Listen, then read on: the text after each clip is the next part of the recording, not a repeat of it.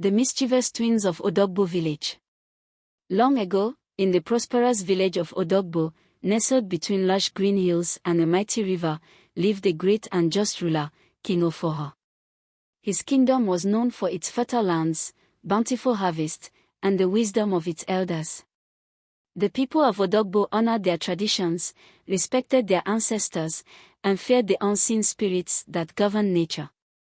But among King Ofoho's many children, two stood out: his twin daughters, Chinwe and Chizoba. The twins were blessed with beauty beyond compare, their dark skin gleaming like polished ebony, their eyes bright with mischief. Yet, despite their enchanting appearance, they were known for something far less admirable: their lack of wisdom and respect. Unlike their father, who led with grace and understanding, Chinwe and Chizoba found joy in mockery and mischief. They laughed at sacred traditions, ridiculed elders, and played cruel tricks on the weak. Their laughter echoed through the village like an omen, a high-pitched, almost unnatural sound that sent chills through the hearts of those who heard it. The village's fear and the king's worry. Odogbo was a place where respect for the spirits and ancestors was of utmost importance. The elders believed that mocking the spirits would invite misfortune, and yet, the twins cared little for such beliefs. They taunted the village's masked dancers during festivals, tripped old women carrying water from the river, and whispered insults about the village priest. They would laugh at funerals, chase sacred birds for sport, and disrupt important ceremonies.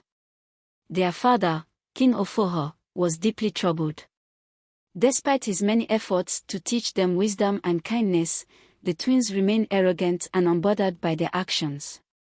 One evening, the king summoned his wisest advisors. "The gods have blessed my daughters with beauty," he sighed, rubbing his weary eyes, "but not with wisdom. What can be done?" The elders sat in silence for a moment before the oldest and most respected among them, Elder Obesai, spoke. "King Ofoho, the river spirits see all, hear all. A heart that mocks what is sacred may soon find itself cursed." The king sighed, nodding in understanding. He feared what the spirits might do if his daughters did not change. But Chinwe and Chizoba, who had been eavesdropping from behind the wooden pillars of the palace, simply laughed. "Do you hear them?" Chinwe whispered, covering her mouth to stifle her giggles. "They sound so serious," Chizoba added, rolling her eyes. As if spirits truly care about two girls having fun. Neither of them realized that the gods were indeed watching. And listening. A cruel prank and a dire warning. The very next day, as the village prepared for an ancestral feast, the twins roamed the streets, looking for trouble. That was when they spotted Ayaneka, an old widow, struggling under the weight of a large basket of yams. Chinwe nudged her sister. "Let's help her." Chizoba smirked. "Help? Or have some fun?" They both giggled and rushed forward. "Ayaneka, let us carry that for you," they said sweetly, reaching for the heavy basket. The old woman, grateful for their unexpected kindness, smiled and allowed them to help. But instead of carrying the basket properly, the twins suddenly flung it into the air, sending yams tumbling down the village path. Ayaneka gasped in horror. "No! My food!" The twins burst into laughter, pointing at the sight of the elderly woman scrambling to collect her yams. The other villagers watched in stunned silence. "Why do you mock me?" Ayaneka asked, her voice trembling with sadness. "I have done nothing to you." Chizoba tossed a yam in the air and caught it. "Oh, but you have, Aya," she said with a wicked grin. "You were walking too slowly," Chinwe added, shrugging. "We simply gave you some excitement." Tears welled in the old woman's eyes, but instead of arguing, she stood tall and whispered, "The river sees all, and it never forgets." A shiver ran through the crowd at her words. The twins, however, only laughed louder. "Let it see, then," Chinwe called out. "Let it watch us laugh all day." Had they listened, Had they even paused to think, they might have noticed the sudden silence of the birds, the way the wind stopped moving, and the ripple that ran through the river in the distance. The whispering waters. That night, strange things began to happen. A hush fell over the village, an eerie quiet that even the animals seemed to obey. The river, which usually hummed with the sounds of frogs and crickets, was silent and still. Elder Obesai, sensing danger, gathered the villagers in the square. "The spirits are restless," he warned. "Something has disturbed the balance of our land." At that moment, a cold wind swept through the village, carrying with it a whisper, a laugh that was not entirely human. The twins felt it in their bones. And for the first time in their lives, Chinwe and Chizoba were afraid. The summoning of the river spirit. In Odogbo, the river spirit Nwanyi Mmili was a being of immense power. She was the guardian of the waters, the keeper of balance. The people respected her, offering gifts and prayers to keep her favor. But the twins, ever foolish, saw this as another opportunity for mischief. Ignoring their father's warnings, they crept out of the palace in the dead of night, making their way to the river's edge. Their bare feet touched the cool sand, and Chinwe cupped her hands to her mouth and shouted, "Nwanyi Mmili, river spirit, show yourself. Are you afraid of us?" Chizoba threw a handful of stones into the water, grinning as the ripple spread. Come out, wherever you are." At first, nothing happened. Then, the river went silent. A deep, unearthly stillness settled over the land. The stars above seemed to dim, and the air grew so cold that their breaths misted in front of them. A voice, neither loud nor soft, yet ancient as the river itself, spoke from the darkness. "You dare call me in mockery?" The twins turned, suddenly uneasy. The waters of the river began to glow with a strange light, rising up as if they had a will of their own. And then, she emerged. Nwanyi Mmili, the river spirit, with long flowing hair made of liquid silver and eyes as dark as the ocean's depths. Chinwe and Chizoba felt a cold dread seep into their bones, but their foolish pride held strong. Chizoba took a step forward, smirking. So, the great river spirit finally decides to show her face. Chinwe laughed. "Tell me, spirit, what happens if we don't bow?" Nwanyi Mmili's eyes flashed. And with a single breath, she unleashed a curse that would haunt them forever. "Since you mock all things, you shall laugh forever. Even in pain. Even in sorrow. Until the day you learn what it means to be humble." And just like that, the laughter began. The curse takes hold. The moment the words left Nwanyi Mmili's lips, the twins felt a strange force ripple through their bodies. It was like an invisible hand grasping their chest, squeezing out the very air they breathed. Then, the laughter began. It wasn't a normal laugh, not the kind that came from joy or amusement. It was wild, unnatural, uncontrollable. A laugh that bubbled up from the depths of their throats, forcing itself out in high, piercing shrieks. Chinwe clutched her stomach, gasping, but her lips betrayed her, curved into a manic grin. Chizoba tried to close her mouth, but it was useless. Their bodies convulsed with laughter, yet their eyes were wide with fear.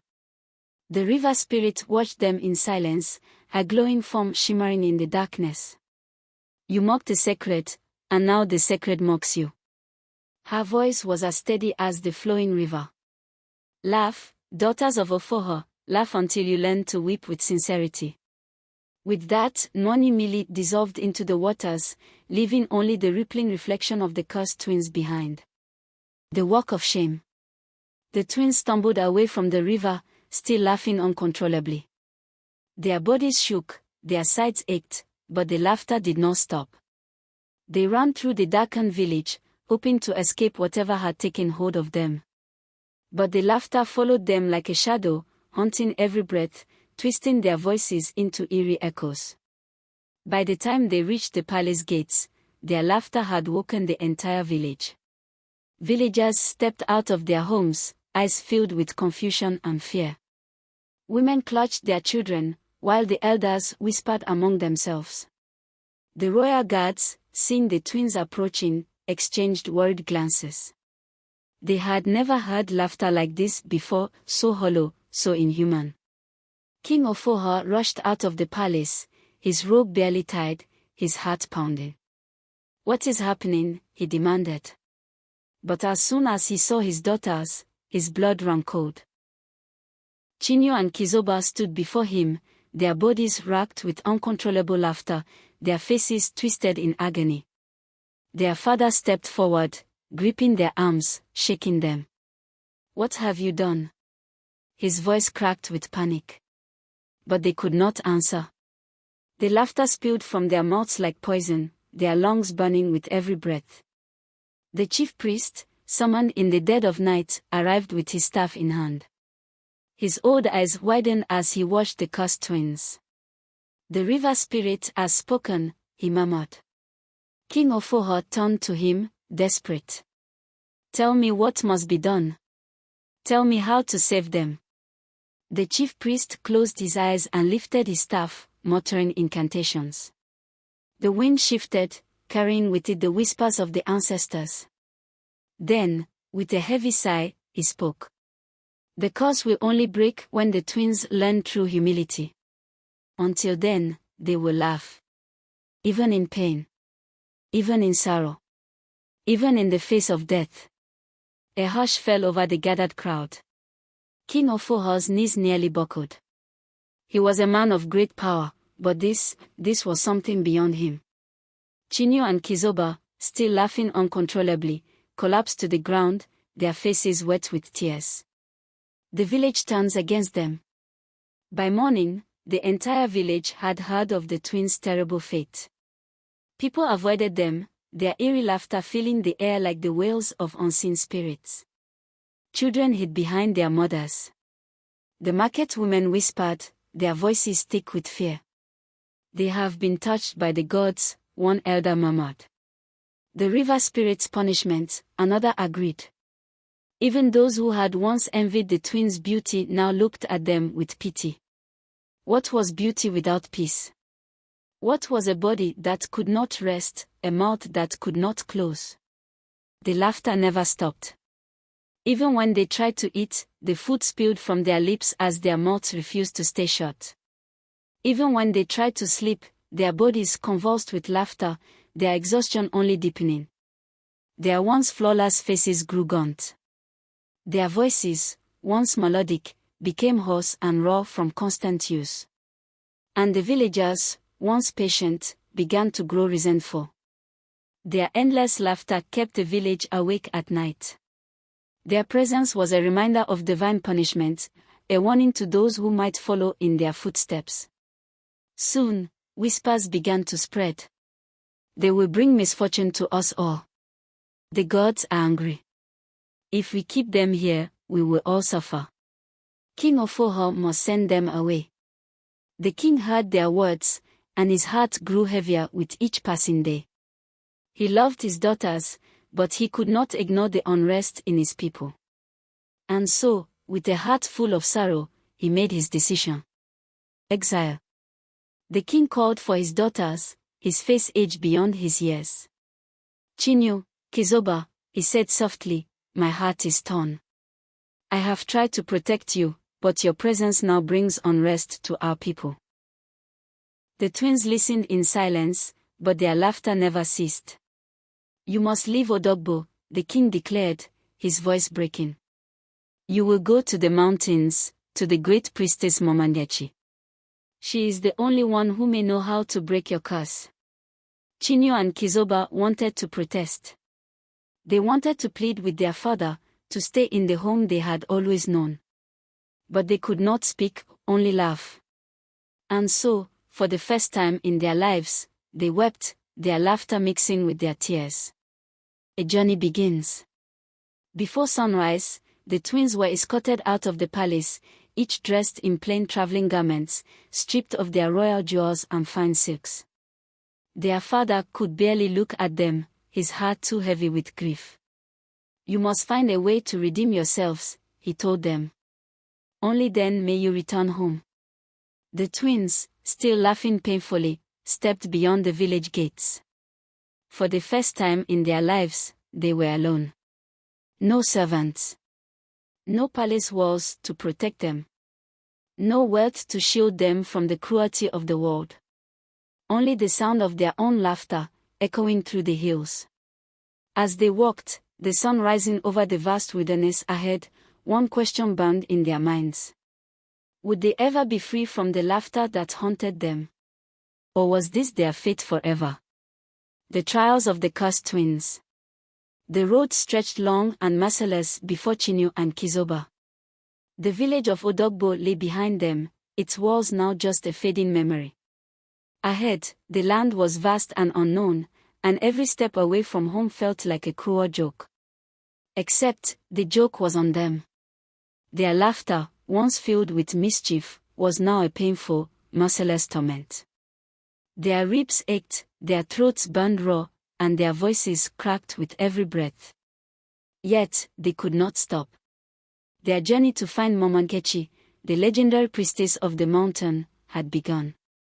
But the road to redemption was paved with humiliation, suffering, and lessons the twins had long refused to learn.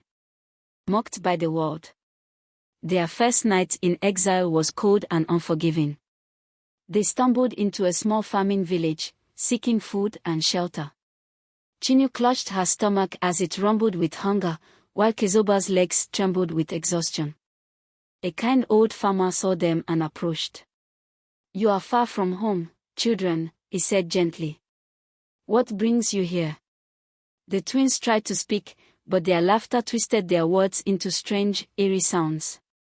"Are you mocking me?" the farmer asked, his face darkening.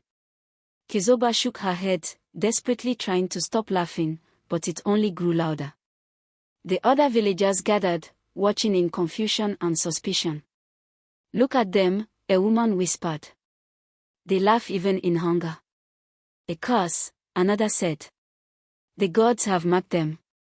"Get away from here," someone shouted. The villagers threw pebbles at them, forcing the twins to flee. Their laughter rang out like a song of madness through the night as they ran into the wilderness. They collapsed beneath a baobab tree, gasping, their faces wet with tears of exhaustion. Chinwe clutched her chest. "I can't breathe," she gasped, but her mouth never stopped laughing. Chizoba looked up at the sky, her eyes burning. Was this what they had done to others? Was this how the world had felt when they mocked it?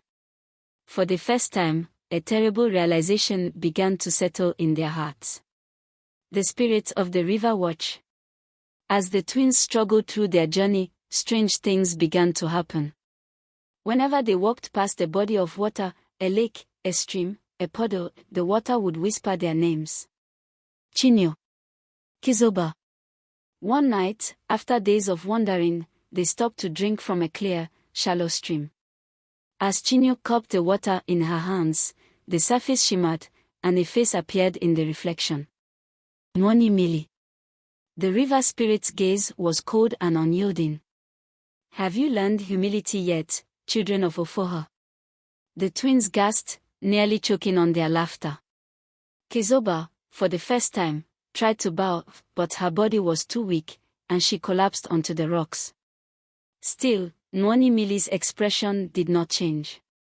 "Your laughter still comes from arrogance. You have not yet suffered enough." Then, the water swirled violently, and the spirit's face disappeared, leaving them alone in the silence of the forest. The village of the starved. Weakened and starving, the twins dragged themselves into a remote village deep in the valley. Unlike Odogbo, this village was poor and struggling. The children had hollow cheeks, the elders withered away by hunger. The land was dry and cracked, the crops barely surviving. The twins saw a young girl kneeling in the dust, clutching a small piece of yam. Before they could stop themselves, they laughed.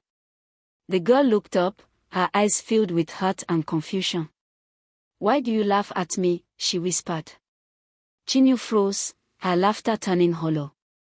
Another woman stepped forward, her ribs visible beneath her thin clothes. "You mock us in our suffering." Chizoba shook her head violently, but the laughter would not stop. "Then let them hunger like us," a man said.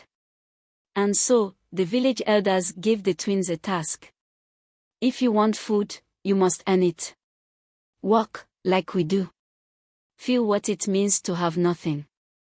Their first trial, hard labor. The next morning, for the first time in their lives, the twins walked. Their soft royal hands dug into the dry earth, trying to plant seeds under the blazing sun. Their fingernails broke, their skin blistered, but still, they laughed. As the sun set, their bodies ached. Their backs throbbed, their muscles screamed for rest. And yet, they had never felt hunger this deep. That night, the village chief brought them a single plate of food, a bowl of pounded cassava and soup. "Share it," he said. Chinwe looked at the tiny meal. It was barely enough for one person, let alone two. For the first time in their lives, they had to choose who would eat and who would go hungry. Without thinking, Chinwe grabbed the bowl and pulled it toward herself. But Chizoba, equally desperate, yanked it away. They fought like wild animals, their laughter making them look insane as they tore at each other over scraps. Then, the bowl tipped over, spilling the food into the dirt. The villagers watched in silence. The chief shook his head. "You still do not understand suffering." That night, the twins went to sleep starving and ashamed. The thief in the night. Later, as the village slept under the moonlight, Chinwe snuck out of the hut. Her stomach twisted in agony, and her fingers itched with desperation. She crept toward a small storage hut, where she had seen the villagers hide their remaining food. "Just a few bites," she told herself. But as she reached for a bundle of dried plantains, a voice spoke from the darkness. "You would steal from those who have nothing." Chinwe spun around, her heart racing. Standing behind her was the young girl she had laughed at earlier. But the girl did not look angry. She looked sad. "You still think of yourself first," the girl said. "Even now." Chinwe's fingers trembled. For the first time, she did not feel like laughing. She fell to her knees, her laughter twisting into something else, a choke sob. She covered her mouth, trying to hold it in, trying to stop the endless torment of her curse. And for the first time, she felt something new. Shame. The breaking point. The night was silent except for the distant hum of insects. Chinwe sat in the dust, her hands trembling over the spilled food. Her laughter, once an uncontrollable force, had started to sound different.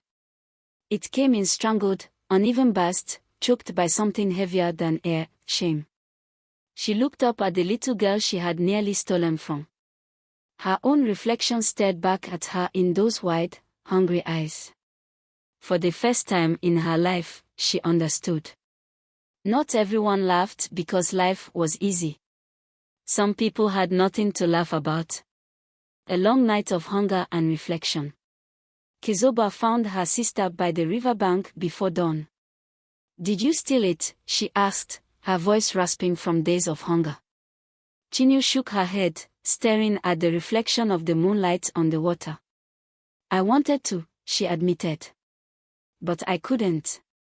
Chizoba sat beside her, drawing slow circles in the dirt with her fingers. "I hate this," she whispered. "I hate feeling weak." Chinwe swallowed hard. "I hate feeling stupid." Chizoba turned her head sharply, as if she had never considered the possibility. For so long, they had been untouchable, the daughters of a king, feared by the weak, admired for their beauty. But now, they were lower than beggars, reduced to nothing but their own arrogance and hunger. A terrible thought sank into Chizoba's mind. "Do you think we deserve this?" she asked. Chinwe didn't answer. But she didn't have to. For the first time in her life, she didn't have the strength to laugh. The dawn of a different kind of laughter. The village awoke to the sounds of weeping. But not the kind that comes from sorrow. Laughter. The cursed twins, laughing again, but different this time. Chinwe and Chizoba stood in the village square, their bodies shaking, not from mockery, but from something else. They laughed as they pounded cassava into food for the elderly.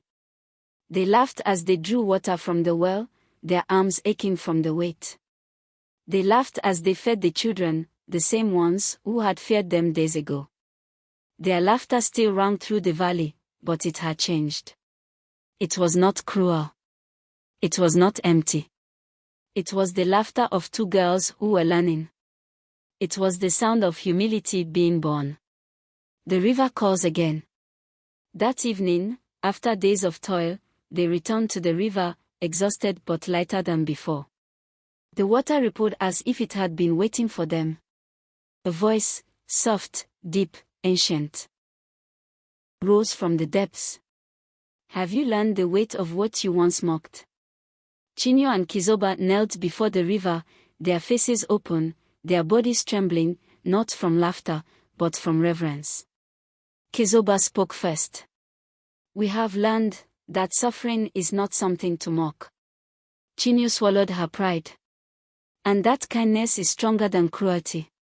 For the first time, Nwanyi Mmili appeared before them, but she did not wear anger this time. She smiled. And the river swirled with golden light. Then you are ready for your final trial, the spirit whispered. The twins felt something shift within them. Their laughter, the laughter that had haunted them, ceased. But the true test had just begun. The final trial, a sacrifice of the heart. The river glowed softly, as if it had been waiting for this moment. Chinwe and Chizoba knelt before Nwanyi Mmili, their bodies weak but their spirits awakened. For days, they had suffered. Starvation, humiliation, exhaustion, all these things had cracked the walls of their arrogance. But the river spirit had not lifted their curse just yet. Because their greatest test was yet to come. The spirit's challenge. Nwanyi Mmili's voice echoed like the current of deep waters. You have suffered. You have learned. But your hearts are not yet free. Chinwe and Chizoba looked at each other, confused. Had they not endured enough? Tell me, the river spirit continued, her gaze piercing their souls, what do you believe is the greatest power in this world? The twins hesitated. Chizoba, the more cunning one, spoke first. Strength, she said, her voice trembling slightly. To endure. To survive. Chinwe, the more impulsive, added, wisdom. To know what is right. Nwanyi Mmili's lips curved into a mysterious smile. No. The greatest power is love. And to be truly free, you must prove that you have learned it. Then she pointed toward the distant hills of the wilderness. There is a child who needs saving. Go, and find her. If you fail, your curse will remain forever. The journey into the unknown. Without hesitation, the twins set off toward the hills, their bodies aching, but their determination stronger than ever. For the first time, they did not complain. For the first time, they did not mock. For the first time, they wanted to help, not for themselves, but for someone else. The hills were steep, and the night was creeping in. Shadows moved in the trees, whispers of spirits and beasts lurking in the dark. Then, through the stillness of the night, a cry echoed. A child's voice. Weak. Frightened. The twins rushed forward, climbing through thick brush and jagged rocks, until they found her. A small girl, no older than 6, trapped beneath the roots of an upturned tree, her tiny arms struggling to pull free. Her eyes were filled with terror. Chinwe dropped to her knees, trying to lift the heavy roots. Hold on, she gasped. Chizoba clawed at the tangled mess of branches, ignoring the cuts forming on her hands. We'll get you out. The child looked up at them, her face streaked with dirt and tears. Why are you helping me?" she whispered. For a brief moment, Chinwe and Chizoba froze. Because that question shouldn't have needed asking. The truth crashed into them like thunder. No one had ever expected them to help before. Their reputation had been cruelty, not kindness. And that realization burned deeper than any punishment the gods could give. With renewed strength, they lifted and pulled. The weight of the tree felt impossible, but they did not stop. Then, with a final cry of effort, they wrenched the roots away, and the child fell forward into their arms. She sobbed against their torn clothes, clinging to them. "Thank you," she whispered. "Thank you." Chinwe and Chizoba held her close, their own eyes filling with tears they had never allowed themselves to shed. It felt like something inside them had shattered and reformed. Something greater than suffering, greater than wisdom, greater than strength. Something warm. Something powerful. Something that could heal. Love. The river's judgment. They carried the child back to the river, their arms bruised, their legs shaking, but their souls light. As soon as their feet touched the riverbank, the waters began to glow once more. Nwanyi Mmili emerged, her eyes softer than before. "You have proven yourselves," she said. "Not by suffering, not by endurance, but by choosing to love without seeking anything in return." The river rippled, and suddenly, the laughter stopped. Chinwe and Chizoba gasped, clutching their throats, realizing that for the first time in weeks, they could breathe without laughing. It was over. Their curse was broken. Returning home, but not as they were. When the twins returned to Odogbo, the villagers gathered in shock. But this time, there was no mockery in their eyes. The twins, once feared for their cruelty, walked humbly through the streets, their bodies weary but changed. King Ofoha, seeing his daughters kneel before him, tears running down their faces, knew at once. They were not the same. He lifted them up, embracing them with a father's love.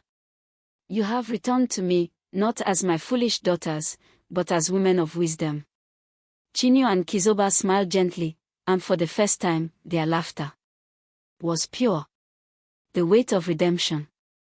The return of Chinwe and Chizoba sent ripples through the village of Odogbo. People gathered in hushed whispers, watching the once mischievous twins walk through the village gates, not with the arrogance they once carried, but with a new humility in their steps. They no longer laughed at others, nor did they wear the silks of princesses. Their clothes were worn and simple, their faces tired but serene. For the first time, the village did not see them as cursed, they saw them as changed. A king's broken pride. King Ofoha stood at the palace steps, watching his daughters approach. His heart was torn in ways he could not describe. For so long, he had begged the gods to change them, to turn them into daughters who could be respected, admired, loved. But now, they had changed in a way he never expected. They were no longer the twins he had known, the arrogant, untouchable daughters of a king. They were humbled, scarred, softened. And something in that realization broke him. He had sent them away in shame. But they had returned in honor. The village elders speak. As the twins stood before their father, the village elders stepped forward. Elder Obesai, the wisest of them, stroked his beard. "These are not the girls who left us," he said slowly. "No," said another. "They have been reforged by suffering. By wisdom. By love." "But have they earned a place among us?" another elder asked. Chinwe and Chizoba bowed deeply, pressing their foreheads to the earth. "We do not ask to return as princesses," Chizoba said softly. "We only ask to serve," Chinwe added. A murmur spread through the village. The daughters of a king, asking to serve. This was not the Odogbo they had left behind. A final test of humility. The elders looked to King Ofoha. "It is not for us to decide," Elder Obesai said. "It is for the village. If they wish to accept you, they must see that you are truly changed." The king hesitated. He had spent his life believing that royalty was above proving itself. And yet, here stood his own flesh and blood, willing to lower themselves before the people they once mocked. The weight of it crushed his pride. He nodded, stepping aside. "If the village must test them, then so be it," he said. "Let them earn their place." The days of service. For the next 40 days and 40 nights, Chinwe and Chizoba walked among the people. They swept the marketplace, cleaning the filth they once ignored. They cooked for the elders, feeding the mouths they once mocked. They washed the feet of the poor, humbling themselves before those they had once shunned. It was not easy.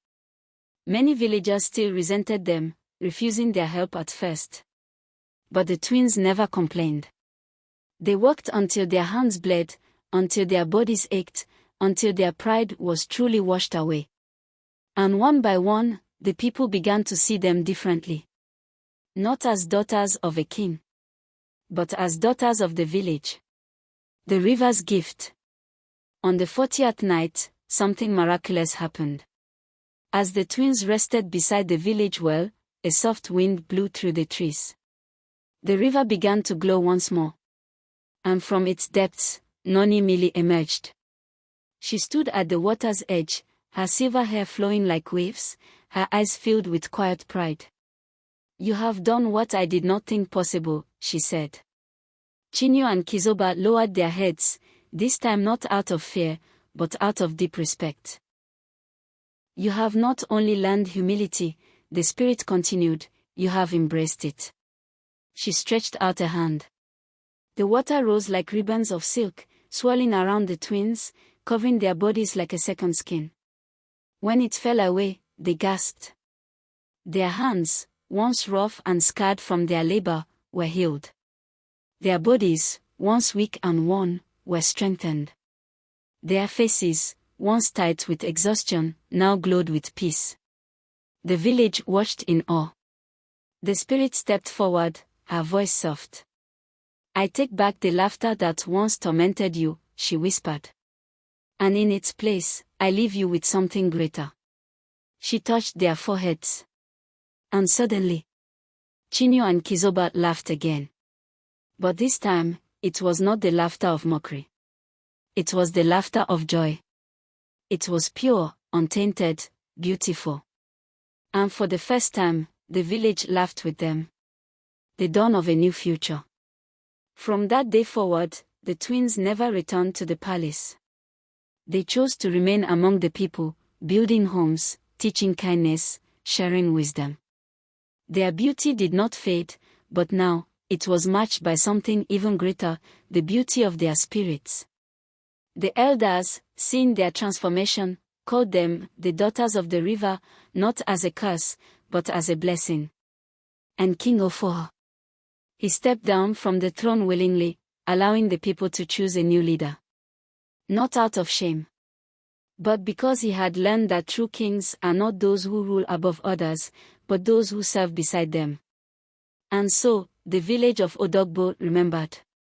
Not the cruelty of the past, but the power of change, of redemption, of love. The laughter of Chinwe and Chizoba became legend. A story passed from mother to child, elder to youth, spirit to human. A story that whispered through the waters of the river, even to this day. And if you listen closely, you might still hear them. Not laughing at the world, but laughing with it. The echoes of the river. The village of Odogbo had changed. The air, once heavy with whispers of curses and shame, now carried the gentle hum of peace. Where once Chinwe and Chizoba had been the source of ridicule and fear, they were now symbols of wisdom and redemption. But their journey was not yet over. For the river never forgets.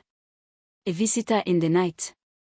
One evening, long after the village had accepted them, Chinwe and Chizoba sat by the river bank, watching the moonlight ripple over the water. They had spent the day teaching the children how to tell stories, how to share laughter without cruelty. For the first time in their lives, they felt free. But as they gazed into the river's depths, the water suddenly darkened. A shadow rose from the depths, slow and deliberate. And then, Nwanyi Mmili stood before them once more. But this time, she did not glow with divine light. Her face was somber. Her eyes, filled with unspoken words. "Children of Ofoha," she whispered. "You have broken your curse. You have learned wisdom. But there is one last truth you must face." Chinwe and Chizoba exchanged nervous glances. Had they not done enough? Had they not suffered enough? The river spirit raised a hand, and the water began to shift. At first, the ripples were soft. But then, images appeared in the waves. Scenes from the past. The palace. Their father. A night long before they were born. They leaned in, their hearts pounding. And what they saw froze them in place. The secret of their curse. In the vision, King Ofoha stood by the river at midnight, a young man, desperate and afraid. Behind him, an old shaman whispered ancient words, performing a secret ritual. The twins watched in horror as their father cut his palm, dripping blood into the river. "I offer this sacrifice," he said, his voice shaking. The river spirit's voice rippled through the vision. "Your father did not earn his throne through wisdom alone. He bargained for it. He struck a deal with the river, offering his firstborn children as payment for power." Chinwe and Chizoba gasped. "No." Chizoba whispered. The vision continued. The river spirit, in her ancient form, had spoken. "Then your firstborn shall live, but they shall never know peace, until the day they suffer as much as those you have stepped over." The water swirled violently, and the vision disappeared. Chinwe's hands clutched the wet earth beneath her, her body trembling. "Our curse," she whispered. "It was never about us." Chizoba looked up at Nwanyi Mmili, her voice breaking. "It was our father's sin, wasn't it?" The river spirit nodded slowly. "But the gods do not punish without purpose," she said. "You were given the chance to prove that blood does not determine fate. That the sins of the past do not have to shape the future." Chinwe covered her mouth, tears sliding down her face. All this time, they had thought their suffering had been random, unfair, cruel. But it had been the price of a throne, a debt they had unknowingly paid. And now, it was over. A reckoning in the palace. The next morning, Chinwe and Chizoba walked through the palace gates, not as wayward daughters, but as women with truth on their tongues. King Ofoha rose from his throne when he saw them, his face alight with relief. "My daughters," he began, "I am so proud." But Chizoba held up a hand. Her eyes, once filled with mischief, were now sharper than ever before. "We know, father." King Ofoha's face froze. Chinwe stepped forward, her voice calm but unwavering. "We know about the ritual. We know about the deal you made for the throne. We know that we suffered because of your choices." The king's hands tightened into fists. The village elders, gathered in the hall, gasped. "Is this true?" Elder Obeisai demanded. Ofoha closed his eyes. He had spent years praying that this day would never come. But the gods had a way of forcing men to face their own shadows. Finally, he exhaled. "Yes," he admitted. "It is true." A stunned silence filled the palace. The weight of truth. Ofoha turned to his daughters, his face unreadable. "I made a terrible mistake," he said. "And I have spent every day since, trying to rule wisely, trying to justify what I did." "But you cannot justify betrayal," Chinwe whispered. The king lowered his head. "No. I cannot." For the first time, the proud ruler of Odogbo looked truly small. Chizoba inhaled sharply. Then you know what must be done. Ofoho's heart ached. He did not ask what they meant, because he already knew. He had ruled on the foundation of a stolen blessing. And a throne built on a lie cannot stand. A new beginning. That night, before the entire village, King Ofoho stepped down. Not because he was forced. Not because he had no choice. But because he finally understood. I took the throne in greed, he admitted, standing before his people. And I will not allow my daughters to inherit a legacy of stolen power. Let Odogbo choose its next leader, not by birth, but by honor. And so, a new leader was chosen. Not a king. Not a ruler by blood. But a leader of the people, chosen by the people. And as the village rejoiced in its first true democracy, Chinwe and Chizoba walked away from the palace, side by side. Free. The final lesson. The twins never returned to the palace. Instead, they spent their lives traveling from village to village, telling their story, the story of the laughing twins, cursed by the river. And wherever they went, they reminded people of one truth. Power gained without honor will always demand a price. And the only power that lasts is love. The river never forgets. But it forgives those who learn. And so, the echoes of their laughter, now pure, now untainted, became a legend, whispered by the waters of the great river Nwanyi Mmili. Even today, if you listen closely, you might hear it. Not as a curse, but as a song of redemption.